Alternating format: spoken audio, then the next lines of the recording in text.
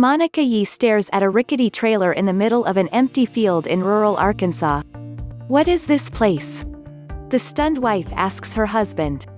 Jacob Yee replies without hesitation, "Our home." It's the opening scene of Minari.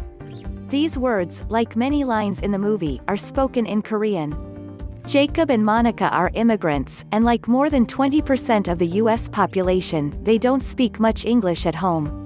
So when the Golden Globes air on Sunday, this American movie written and directed by an American man about a family's struggles on their American farm will be competing in a surprising category, Best Foreign Language Film.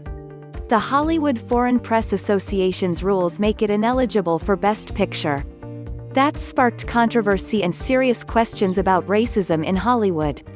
And as the movie releases for rental on streaming services this week, the conversation is far from over. It feels personal. It feels like the "where are you from?" question that Asian Americans always get, says Nancy Wang Yuen, a sociologist and author of Real Inequality, Hollywood Actors and Racism. The assumption is that if you have an Asian face, you must not be from here.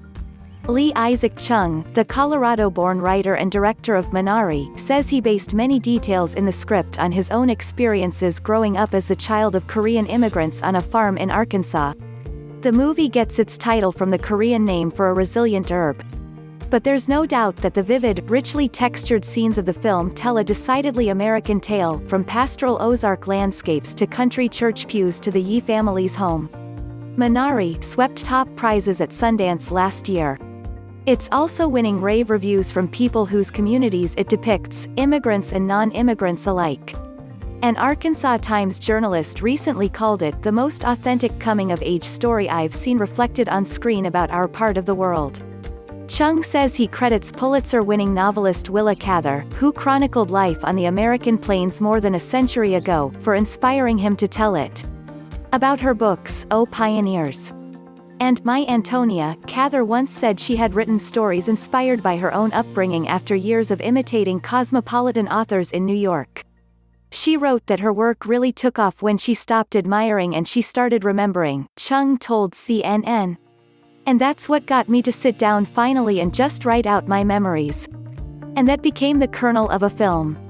The memories Chung weaves together in Minari are something many Americans who grew up in immigrant families can relate to: the joy of a visiting family member bringing spices from home, the struggles of different generations to connect, the pent-up emotions of parents risking everything to support their family, the faces of children who are trying to fit in. To Yuen, it feels momentous. "A lot of us are seeing our stories on screen for the first time," she says.